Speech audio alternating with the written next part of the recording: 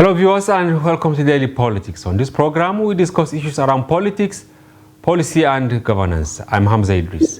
April 14, 2014 marks the beginning of mass abduction of female students in northern Nigeria, a region grappling with huge deficit of girl child education following the kidnapping of 276 schoolgirls from their secondary school in Chibok, Borno State by Boko Haram terrorists. After back and forth, the kidnap of the Chibok schoolgirls caught the attention of the world and prompted promises for several measures such as safe school initiative, among others. But sadly, what transpired in 2014 only set the stage for more kidnappings of innocent schoolgirls. In February 2018, the same Boko Haram terrorist group took the atrocity to Yobe, a neighboring state, where they kidnapped 110 schoolgirls aged between 10 and 19 at Government Girls Science and Technical College Dapchi in Bursari local government area of the state. With the outrage and condemnations that trailed these terror incidences and perhaps the failure of measures taken to address the problem, it appears they only emboldened the non-state actors to carry out more audacious raid of female schools. ZAMFARA, which is the epicenter of the bandits-turned-terrorist theater, had also witnessed the kidnapping of over 300 secondary school students from Jangebe School, and then a similar mass abduction of female students at the Federal Government College Birni Nyawuri in neighboring Kebbi State in June 2021. While this series of abductions of students instill fears and apprehension among parents and the society, it appears not much is being learned by leadership at both national and subnationals. The recent kidnapping of 24 students from Federal University of Gusau in ZAMFARA State has yet raised questions on the growing audacity and capabilities to attack, kidnap innocent students and get away with it. We now have in the studio Professor Tukur Muhammad Baba. He is the head of the Department of Sociology at the Federal University Birnin Kebbi. He is also the spokesperson of the Pan-Northern Nigerian Group, the Arewa Consultative Forum, ACF. He joins us on the platform to discuss the impact and implications of the continuous abduction of female students in the region on the quest for enhanced girl-child education. He joins us via Zoom from Birnin Kebbi. Good evening and welcome to the program, Professor.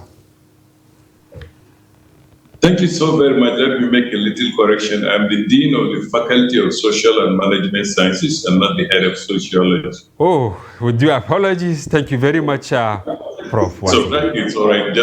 I don't want the head of the department to feel I've taken over his department. All right. Thank you very much. Yes.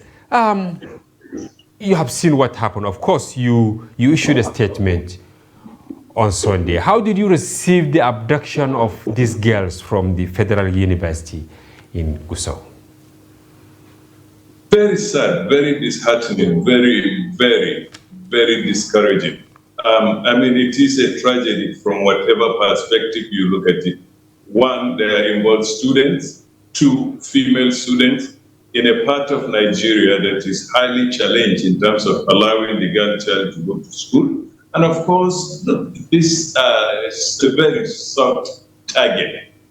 That, it's like when you are engaged in a contest with a female student, and a gigantic male. It's very sad because of the wider implications of more than the incident, how it happened, how it could have happened, how the response was, and so on. I mean, any way you look at it, it's a tragedy, in my opinion. And of course, in your introduction, you have made reference to other abductions of female students. I mean, we as a society, especially in northern Nigeria, are being hit where it will hurt most. Girl education is where we are we have glaring deficit, and we are doing everything we can. International organizations and so on are helping. And when you have something like this, it's a tragedy. It's very tragic. Yes, Prof. I saw the anger. I saw the anger in the statement you issued. Is it to cry louder, or what informed some of the words that you use in the statement you issued? It's not anger as such, it's desperation. It's a cry for help, a cry that we need to do something. More than getting angry, what lessons can we learn? And for God's sake, I am a parent, most of us are parents. You can imagine this kind of thing going on to your daughters. We know about the Yawuri incident, what happened, Chibok, and so on. I mean, it's something that should not, like I say, like the Area Consultative Forum said in our release, it's something that should not happen, not just in northern Nigeria because it's already weak. It's something that should not happen anywhere in the world. For God's sake, what war are the bandits and terrorists fighting? Who has annoyed them? What have those girls got to do with whatever deficit government is having in its policies? Are these innocent kids who are seeking nothing but education, for God's sake? Is that a crime? Should that be a crime? And for God's sake, these people, the terrorists, pick these people not necessarily because they are in school, but just to cause havoc, just to cause pain, just to put parents and everybody in disarray. So that, it's the psychological impact itself on not just the victims, but everyone around them, their parents and guardians, the school authorities, the security forces, the state and federal government, every one of us involved, is highly embarrassed and angry, if you like, I can go back to it, that this could happen in 2023 in the Federal Republic of Nigeria. Okay, it's not just that those girls were picked, it's where they are picked. For God's sake, the hostel, from all indications, is located right by the Gusau-Funtua Road. The Gusau-Funtua Road is actually what divides Sabongida from the university, from Federal University Gusau. And if you know the geography of that place, from Gusau itself to the university, it's only about 20 kilometers, 22 kilometers. And I can tell you, on that 20-kilometer stretch, there are checkpoints mounted by the police, mounted by civil defense, mounted by army. So it beats the imagination exactly what happened. That tells me that these bandits are working with security and intelligence of their own. Because how can you time it? Because that road is busy 24 hours a day. For anybody who knows the geography of that place, it's a major transport artery that at any point you will find vehicles flying that road. That they could go, the bandits and terrorists could go there and operate for hours. You have to fear for our society, not just the innocent guys asleep at 3 o'clock in the morning. It's a terrible thing. And you can imagine, it's not just they are taken. These girls are terrorized. What will happen? When are we going to go back? What are they going to do to us? These are things that, you can only imagine, but it's a terrible blow to those victims. I know in the first line of the statement you issued on behalf of Arewa Consultative Forum, you said this is one abduction too many. And this is barely 9 months. 9 years. Far too many. Far too many. You understand? It's a careful selection. It's not just one too many. One far too many. Like I said, it should not be happening anywhere in the world.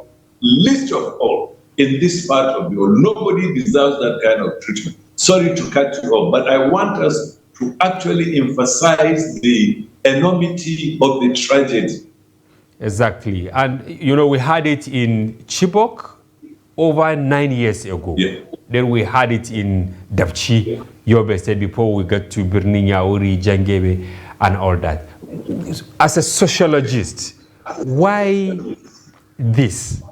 Why targeting girls' school? Initially, it was secondary school, and now they have upped the game to universities. Yeah.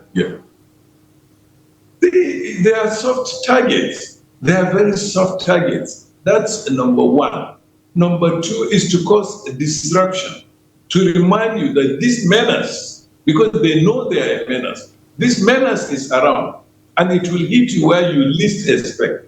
It hits you where you leave your plans open, and so on. Taking the girls, they know, for example, the role of females in our society, and especially in places like northern Nigeria, where people pay special attention to what happened to the girl child, even within her home. There are things that you do. You protect the girl child, you provide protection, you provide privacy. So it's a violation of societal norms, and it's deliberate, because in every society in ancient times, when this kind of thing happens, when people invade other societies, the first thing they do in order to castrate the society, not castrate men, is to take over their females, because it has a special significance for the dignity of the human being, whether as a parent, whether as a guardian, a spouse, and so on. Anything that touches the chastity of women in one way or the other has double tragedy, because it tends to have psychological effect on the person. And it's one way of bringing people down to their knees. So, in my opinion, I think these bandits are trying to, poke their fingers direct into the nose, into the eyes. Yeah, we are here, and we'll hit you where you don't want. Girls' education, like we said in our statement, this is in the best of times. We are trying to convince parents to allow girls to go to school. In the best of times, we are trying. Every one of our society, government is trying to get the girl child to stay in school, acquire education, gain knowledge, and acquire skills, so that this will reflect on livelihood. So they have to depend on themselves. And then these are the people you come and eat. School children in general, but female school children is doubly tragic. Of course, it would be on the world scale. War crimes, one of the things they look for in war crimes, one is the use of underage.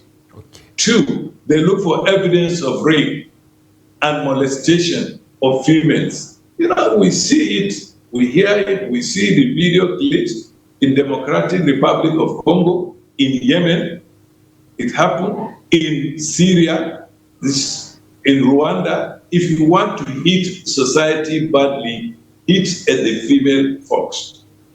And then those who are going to school. We are not talking of just of females picked from their houses. We are talking of females picked from school.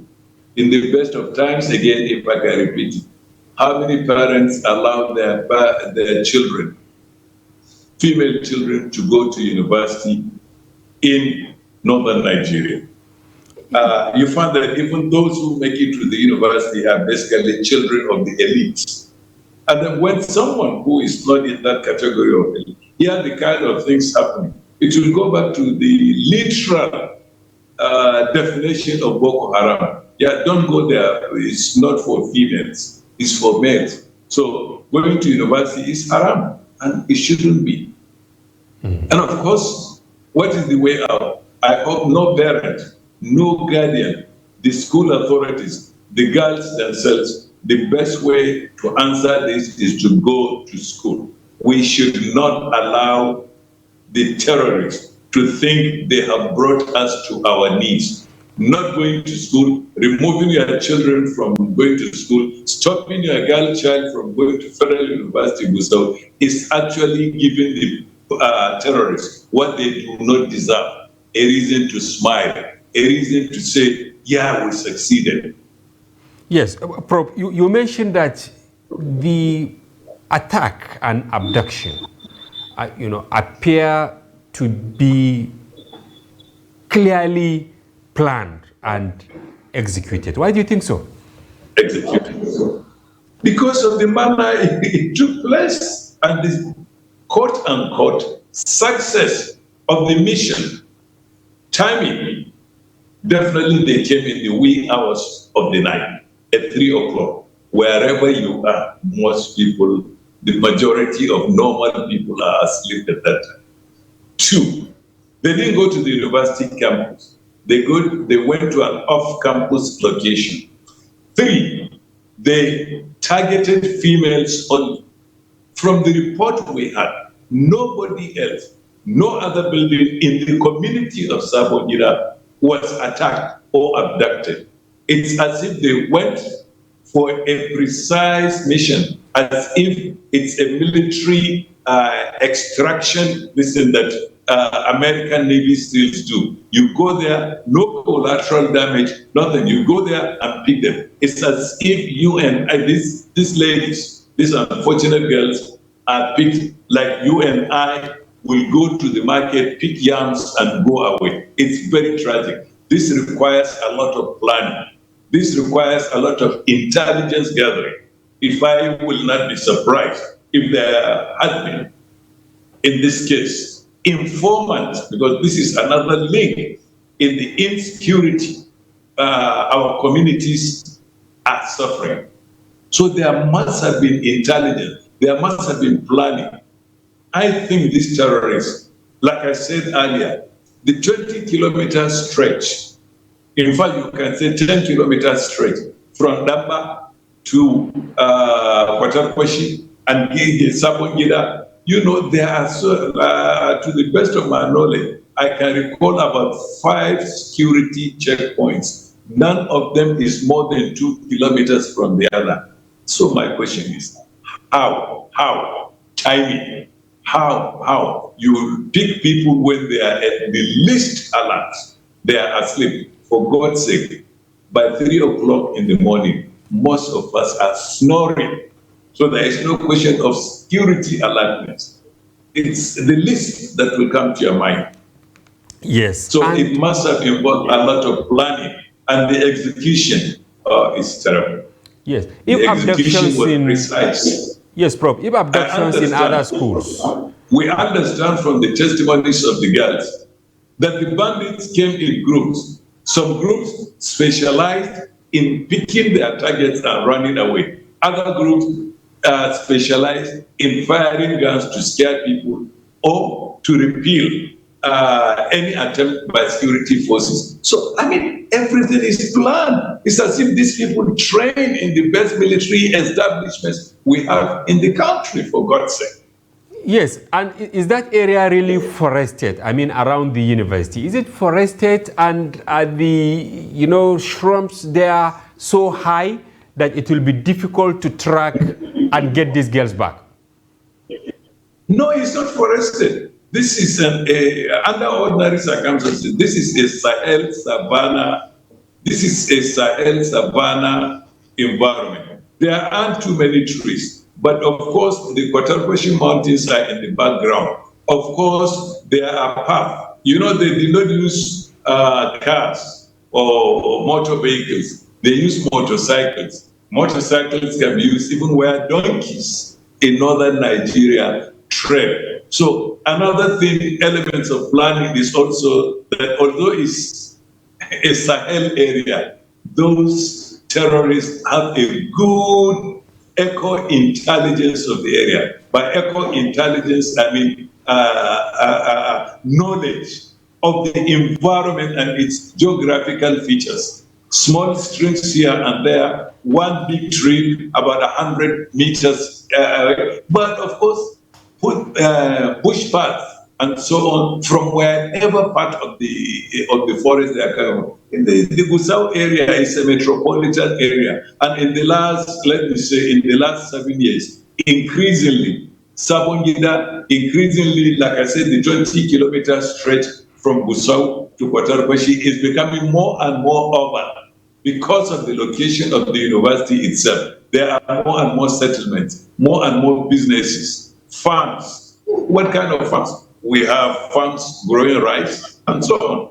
And most of the crops that would provide cover, millet and so on, have been harvested. So, it's not a forested area. It's a plain distance. And you know, of course, the land is flat except for the Kotakwashi Hills. I don't know the direction that the bandits took. They can either go across the mountain or they can find some other way. But there is no doubt they have a good knowledge of the geography of that area, the characteristics of the physical environment, there is no doubt. And of course, they have the must have had, and they do have an indication of land use patterns. Who is where? When are the security personnel most relaxed? When are they most alert? I mean, come on, there must have been one heck of an extensive and intensive planning to carry out this operation.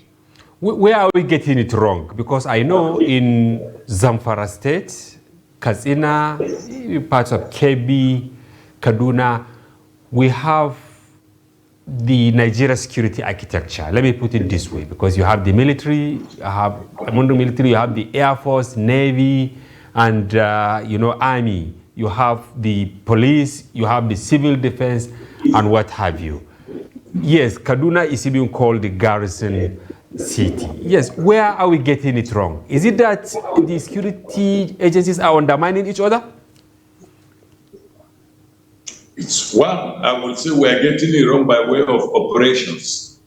What do all these establishments amount to in terms of being effective on the ground? Is there a synergy between the different security agencies? How do we gather and disseminate intelligence? There are rumors, and I emphasize rumors. We don't have an official confirmation that actually, and I think there is an audio clip going around.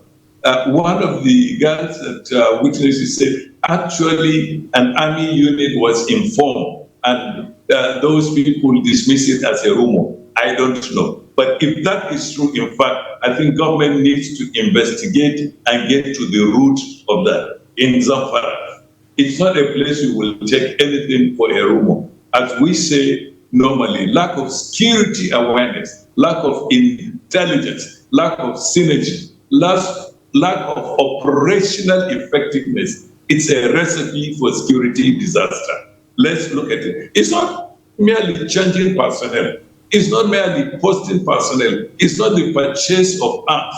It's how effective are you in deploying this? And I agree, I concede that the level of insecurity in the country have been very dynamic. Things are changing. And of course, I doubt very much if we, until recently, maybe in the last 10 years or so, we have trained our security personnel in guerrilla warfare, because that is what this is all about. Hit and run. I don't know. We were probably focusing on conventional wars. This is a different one. But I will certainly question intelligence gathering, storage, retrieval, and utilization in ZAMFARA. I repeat, this is something that should not happen. As you have listed, this is not the first time school children are picked. This is not the first time girls are picked. For God's sake, whoever is in charge of intelligence should be up and doing that. You are dealing with a target that is very vulnerable. So what do? You take all precautionary measures. You gather intelligence. You become very active. You always try to move one step ahead of the bandits, so that whatever they plan, they come into surprise. You are ready for them. I have never served in the military, but I can tell you, no wars can these days be fought without intelligence. More than that, I will ask and be interested to know the use of technology to provide. The students are there for God's sake. Everybody knows. What has been done. I think our government needs to investigate and find out exactly what happened. We're not likely to be told, sadly, but let it reflect in operational effectiveness. This thing must not happen. those girls must be returned, and no parent should be intimidated into withdrawing their children from school, because that is giving the terrorists what they want. The whole idea is to terrorize you psychologically so that you are left impotent in terms of proactive measures. It shouldn't happen. And then, of course, the federal government, like we said, should spare no effort in bringing those girls back to society. We must not allow the terrorists to think they have brought us to our knees. All right, thank you, Prof. We will go in a short break and we'll be back shortly. Thank you for your informed perspective. Yes, viewers, we'll take a short break, and as I said, we'll be back shortly. Don't go away.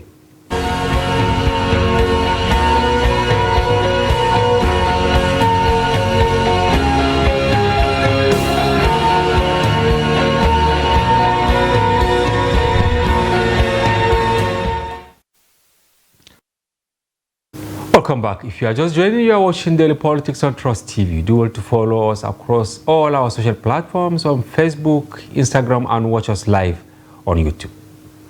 We still have via Zoom from Birnin Kebbi, Professor Tukuru Muhammad Baba. He's the Dean, Faculty of Management and Social Sciences, Federal University, Birnin Kebbi. And he's also the spokesperson of Arewa Consultative Forum. Welcome back to the program, Prof. Thank you very much. Yes. Now, where do you place the unhealthy intervention, negative intervention of informants? Because we always take the blame to security agencies, but the security agencies always cry out that informants around societies, they play a vital role in undermining national security.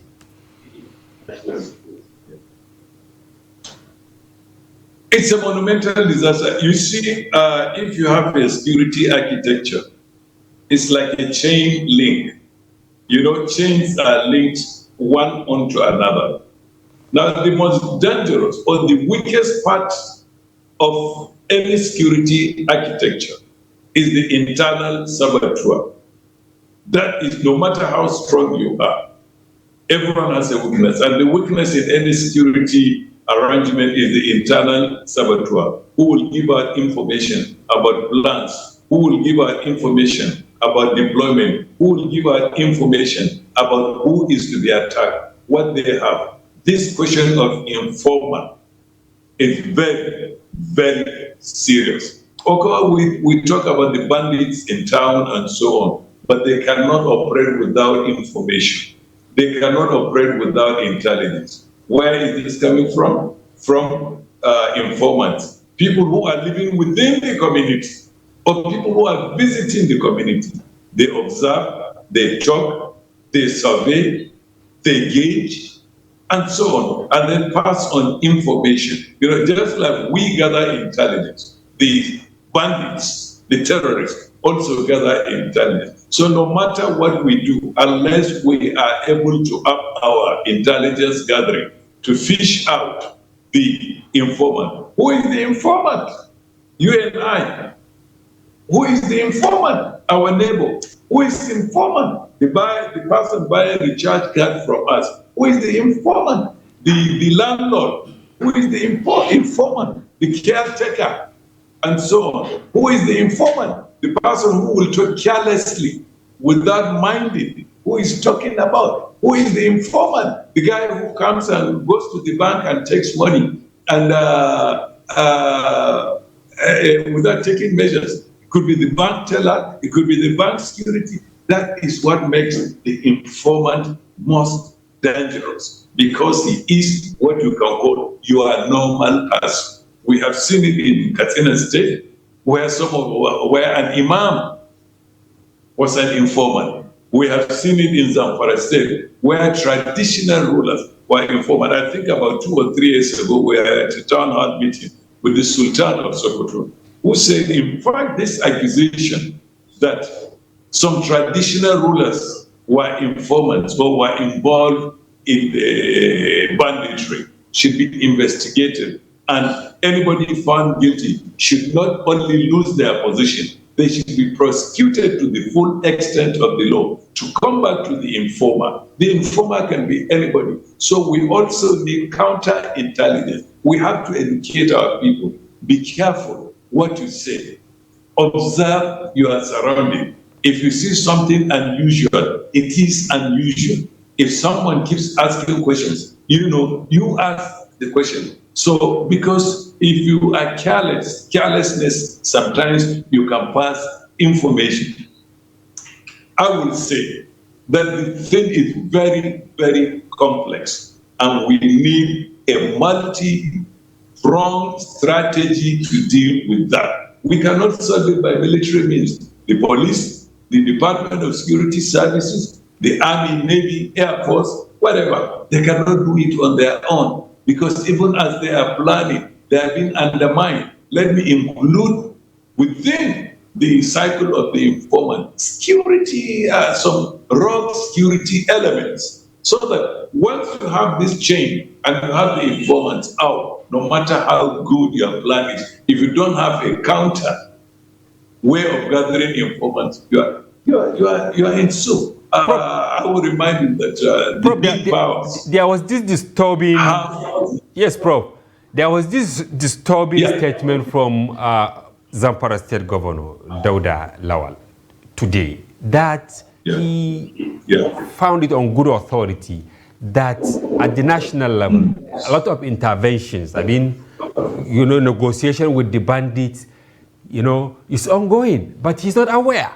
How do we place this in a country like Nigeria? A state chief executive is not in the picture of what is happening. Where do we get it wrong? This is one of the major shortcomings. This is one of the major gaps in our constitutional arrangement. Yes, the governor complained. You cannot dismiss it offhand, because just about within the week before the abduction, there were video clips going around on social media, going around on WhatsApp. We have some officials negotiating with the bandits. With the bandits at arms, it was scandalous. And a lot of the comments is, we are in trouble in this country. These are government officials, and you could see even army personnel providing security for that kind of meeting. And then someone was shouting on the phone to someone else, please, these people are coming with their arms, do not touch them, we have reached an agreement. And lo and behold, today, the executive governor of ZAMFARA State came and said, these are federal officials negotiating with bandits without our knowledge. That is a major gap in our security and constitutional arrangement. Why do we call the governor the chief executive of the state if this kind of thing will be going on? This, I hope, will be investigated by the federal government and necessary action taken. I think the National Assembly should also take a look at it. Under no circumstances should this kind of thing be happening. The chief executive of his state is not aware of people coming into his state to carry out. So there is no synergy between the state and the federal authorities. You can imagine this kind of scandal happening in the United States. A lot of people will lose their job. A lot of people will go to prison. They will not allow this kind of thing. You cannot come into a state to talk about security, to do anything security without the knowledge of the governor. That is what I would say, if you want to be polite, that is called sabotage. Sabotage, okay. And it shouldn't happen. And Prof, how deep is this scenario affecting the psychology of parents and students? Of course, some have started threatening withdrawing their pupils, their students, their daughters from school. The way I will explain this is, you can imagine one of those girls is your daughter. You can imagine one of those girls is your sister. You can imagine one of those girls is your niece. You can imagine one of those girls is your fiancé. Or for that matter, one of those girls is married to you, but you sacrificed and allowed her to go to school, only to be woken up at 5 o'clock in the morning to hear that she has been abducted by bloodthirsty terrorists who are on rampage and taken to wherever. You have to her comfort, her food, the watershed, everything. I mean, you know, if you look at it from this perspective, you can appreciate how very tragic this thing is. Parents, you know, normal parents are human. Every parent will think twice about sending their daughter, and they will go back. How secure is the university? If, of course, someone will come in the middle of the night and pick any number of students, even if it's one student, it's one too many. Even if it's one. Yes, can we say what is happening? Can we say these bandits are queuing into the psychology or psychological approach of Boko Haram? Can we say these bandits are queuing into that perspective?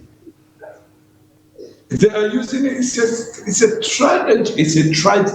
strategy they are using.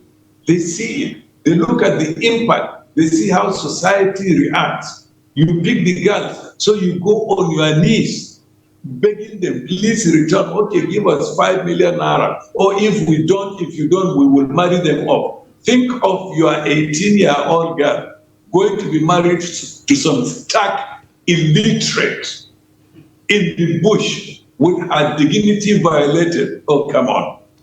You know, we can be graphic about it and describe this kind of thing. And we should be graphic so that it hits everyone in the head what we are dealing with. And do you see external conspiracy, Prof? Of what in sociology we call the significant others, fathers, mothers, parents in general, yes, husbands, and so on. Do you see external conspiracy in what is happening? Do you see external conspiracy? As I ask, you know, Boko Haram, they know that in the north, of course, you know, people see daughters as, you know, different from how they are seen in other parts of the world. Let me generalize. Is there any external conspiracy in this? We treat them with extra care. Yes. Is there external conspiracy in what is happening? It looks like, and I hope not. But of course, you know, we've been talking about this for a long time. In fact, the former president of the Federal Republic, retired Major General Muhammadu Buhari, came out and said some of these things are caused by the post-impact of Western intervention in Libya. You ask yourself, where are the arms coming from? Because these people move with sophisticated arms. Where are the arms coming from? And the way the operation is carried out, believe me, in my mind, I'm saying, do these people have some form of training? Is it self-training? Is it training by some foreign forces? Or definitely there is intervention. Either people are doing what they are not supposed to do, or people are trying to create chaos so that underneath they will take. ZAMFARA is very rich in minerals underground. And this brings me to this important question, Prof. You create only last week. Yes, this brings me to this very important question. Yes, Prof. Sorry? Is there a nexus? Is there a nexus between the insecurity in ZAMFARA and the gold mining? Because we have many mines fully, you know, fortified. You have all kinds of security operatives guarding these mining fields. Is there a nexus between the insecurity, the abductions, and this mining? From what we are seeing, there must be a nexus. Anybody who is familiar with ZAMFARA will tell you that you go to some locations where you see foreigners operating, places where you and I would be afraid of going, afraid of getting shot or getting abducted. You find foreigners sitting down. They are not mining. They'll just be sitting in a chair with a bag of money. Someone mines, give them the money, give them the minerals, then they are paying. We have seen that. We have had the truckloads are leaving ZAMFARA every night, and they are escorted. You know, these things are there, but, you know, the idea is, even if it is exaggerated, it is from some basic truth. You see what I mean? If people don't observe things, they are not likely to exaggerate it. So there is definitely a nexus. Why is it not happening? Ask yourself, for example, Borno State, Yobe State, ravaged by Boko Haram. Kano State, Jigawa State, Kano State, I'm not praying for God's sake, no. But then banditry in Katsina, banditry in Zamfara, banditry in Eastern Sokoto State, banditry in southern parts of Kebbi State that is contagious to Zamfara State, then banditry in Niger State. And it is in Niger State that we hear that bandits have been paid to allow mining. So there is definitely people there, foreigners are there, because there is something they can risk their life. It's either they are too reckless with their life, or they are being provided with protection. There is no other. Those suffering are the poor peasants who have left their village. There are many villages in Zamfara State, many villages in Eastern Sokoto State, many villages in Kaduna State and others that have been completely deserted. People have moved down, come to Zamfara, come to all the major cities in Zamfara, Gusau, Talata Mafara, Anka, Chafe, Kauran Namoda, all these places. If you see the number of refugees, you don't need to be told. Walking barefooted, begging for food, mostly women and children. Where are your fathers? They have been killed, they have been abducted. We have sold our farms, we have sold our animals. There is nothing for us. They come day and night. They rape, they maim, they humiliate, they harass, and so on. It's there. We shouldn't pretend. I urge you to take your reporter around the major cities of where I've counted. You see the number of refugees, and we have no refugee camps. These people are what we say they are on their own. Now, so there must be something that someone is looking for when they drive me away from my home.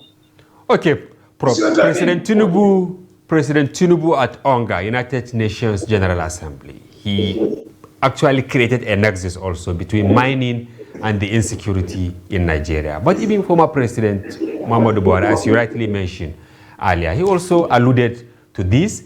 They ban mining in Zamfara and other states. They say it's, free zone. You can't, fly by air, Zamfara and all that. But here we are. How can President Tinubu walk the talk? No-fly zone. Yes, how can President Tinubu walk the talk this time around, beyond the rhetoric of saying that we are no longer accepting this anymore?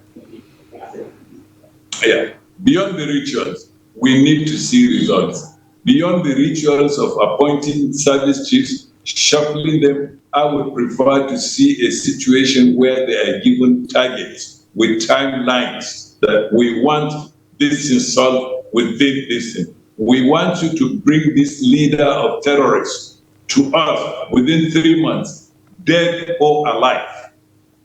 There must be something beyond appointing people to office, no matter who they are, what their tribe is, what their religion is, and so they are not important. It's how they perform and what result they bring. I would prefer to see a situation where all the commanders, from the local commanders to the highest people in the commanding post of the security forces, where they are given specific targets and so on, within and specific timelines within which they must produce results. For God's sake, life has to return to normal. This is an area already economically depressed. If you check all the statistics about development, health, access to school, use of energy, water, sanitation, children, antenatal, delivery in the hospital, and so on. We're talking of the most dismal statistics you can think of human living conditions. People must be allowed to, with the security forces, must create a situation where life returns to normality. The federal government, the commander-in-chief, must give specific targets, must give specific timelines, or we advise, we must not say we force him, we advise that the security elements are given specific targets and timelines within which they must produce results. Okay, Prof. You see, I asked earlier, now, do you think the school initiative is working? If it's not working, what will you subscribe for the federal government? How do we approach the Safe School initiative? Safe School initiative is not working. If someone can come in the middle of the night and remove a number of, basically pluck a number of girls out, there is no safe school then. It's not working. If it is working, it's not producing enough results relative to the problem. We want to see more action. We want to see more results. For God's sake, I would have preferred to see a situation where within 24 hours, within 48 hours, these girls are brought back. I mean, come on. They have not gone underground. They have not dissolved into the thin air. There is technology that can be tracked. And then we need to see special forces trained to extract people from this kind of thing. Of course, it may not be the conventional fighting force, but there must be a wing of the security forces that will be trained to track, to intervene, and to confront these miscreants. I mean, listen, this is northern Nigeria. As any traditional ruler, any village head, any Meangwa, any Sarkin Noma, any Sarkin Power will tell you where this meat is coming from, will tell you where the miscreants are hiding, will tell you who is taking bread to them, will tell you they have a knowledge of the area. But by constitution, of course, the way, like I said, the way we gather, store, retrieve, and utilize intelligence itself is very important. Who is ready to talk to us? Are we safe to give intelligence? I mean, there is incredible knowledge of the geo-social environment in the hands of traditional rulers in the northern parts of the country, and elsewhere for that matter. But in the north, every square inch of the territory is covered by some traditional ruler. One way or another, they know.